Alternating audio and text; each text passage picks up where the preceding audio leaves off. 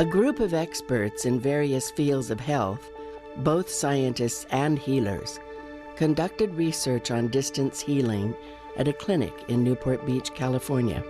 We investigated the effects of distance healing on people who suffer from various ailments in order to illustrate the existence of external qi. In particular, we present to you our data taken from several different scientific instruments. Quantitative EEG, which measures and records brainwave activity, SPECT, which images the physiology of the brain, and infrared, which maps temperature distribution along the surface of the skin. We show that the external qi emitted by expert healers causes biological changes in the people studied. We required that the healer not touch the subject at all. We used scientific rigor. We invite you to see for yourself, but we ask you to reconsider these effects as explainable by contemporary science. Dr. James Fallon is a professor of anatomy and neurobiology for the School of Medicine at the University of California at Irvine. You know, before and after Qigong treatment, could you see a shift in the EEG pattern and a change in skin temperature IR? With the infrared spectroscopy, we see difference in brain metabolism, so we'll see.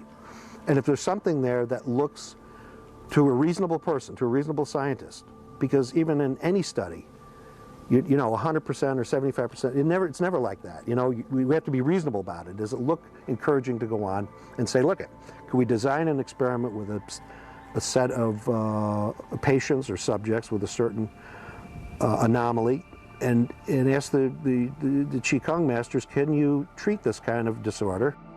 Dr. Tatsuo Hirano is a doctor of Oriental medicine, licensed acupuncturist, and CEO and president of Energetics for Health Incorporated. And in Chinese medicine or Oriental medicine, we work with an intrinsic energy we call qi. But intrinsic is somewhat limited. It is something intrinsic within the universe, we say, that permeates all things. So therefore, what we work with to restore health using this energy we call qi is also intrinsic, micro within self and macro that's throughout.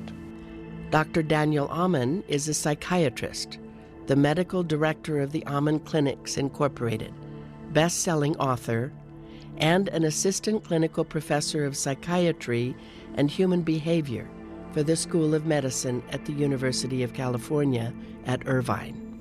Distant healing is very interesting. You know, the scientist in me is skeptical, but I think there's so much that we don't know that it's an area that's potentially very exciting. Dr. Chris Hanks is the Director of Research and Information Systems at the Amen Clinics Incorporated. All right, well, this, you know, I don't have too much familiarity with energy healing or remote healing. Trained as a data analyst and in the scientific method, I'm highly skeptical of this stuff. But after having looked at the first round of data, it kind of blew me away. What we saw was overall global perfusion post-Qigong, and the images are just stunning. I've never seen anything like it, and I've looked at thousands of scans in the last couple of years. Dr. Shui Yin Lo is a theoretical physicist, the director of Quantum Health Research Institute, former visiting professor and researcher of chemistry and physics at the California Institute of Technology, Stanford University, and Oxford University, and current professor of research in Chinese medicine.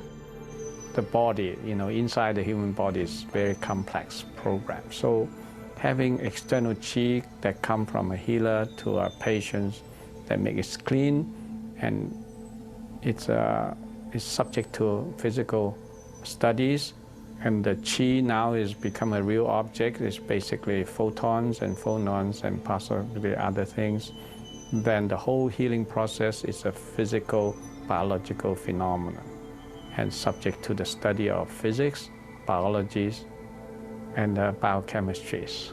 Dr. Yi Jin is an adjunct professor with the Department of Psychiatry and Human Behavior and is the director of the Behavioral EEG Lab for the School of Medicine at the University of California at Irvine. As a scientist, I want to see the hard evidence.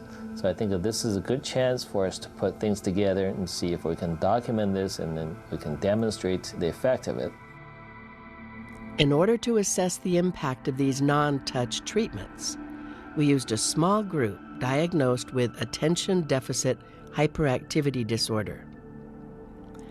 Our intention is to demonstrate a real and consistent effect of distance healing and work towards establishing an understanding of the underlying functional mechanism. Close to your head, slowly rotate around it, and we get a really cool picture of activity, where we see good areas of activity, areas that are too low, and areas that are too high.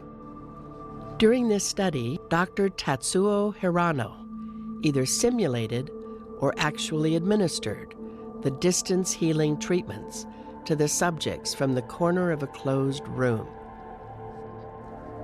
In order to nullify influences from any wishful thinking or placebo effect, only the researchers, not the subjects, were kept abreast as to when the treatment was truly being provided.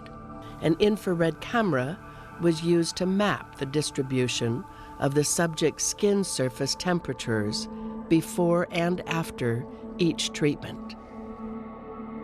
EEG readings were used to monitor and record changes in activity of the subject's brain waves before, during, and after the treatments. SPECT scans were taken prior to and then 24 hours after the treatments to capture detailed physiological profiles of the subject's brains. The resulting diagnostic measurements, regarded as indicators of various bodily functions, were tabulated, compared, and interpreted by their respective experts. Well, in my first look at this EEG data, there are some familiar characters and there are some surprises. But really one of the main surprises here is the consistency of the data in this 7 subjects. It looks like from the EEG that everybody is going from this alpha activity to this highly activated cortical activity of what would be, highly attentive, aware situation. What we found, we did initial data collection on 4 subjects and found that before the Qigong treatment, their brains looked about like everybody else's brains normally do. But after the treatment, we saw significant perfusion throughout the cerebral cortex. For every subject, we see changes, and this is a direct evidence for the existence of Qi. And the changes is general from disorderly to orderly, from much more variation of temperature to less variation of the temperature on the surface, and from a higher temperature to a lower temperatures. And this basically means the Qigong is restoring the body to a more healthy state.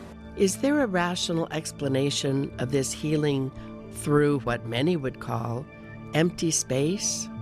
Dr. Lo, a quantum physicist in particle physics, has recently formulated a biophysics basis for the potential mechanisms behind some ordinarily non-tangible topics, such as acupuncture and Qi. External Qi emitted from Qigong masters has at least 2 components: low-frequency electromagnetic waves and subsonic sound waves. The frequency of these waves is most likely in the range of 0.1 Hz to 100 Hz. This is the same type of frequency range that acupuncturists use in electro acupuncture. This suggests that these kinds of waves can possibly detect using existing technology in the form of instrument placed between the Qigong master and the patient.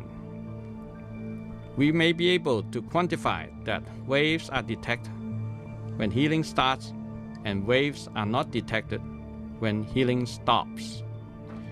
According to Dr. Lo, it is possible to formulate a quantum field theory for external qi.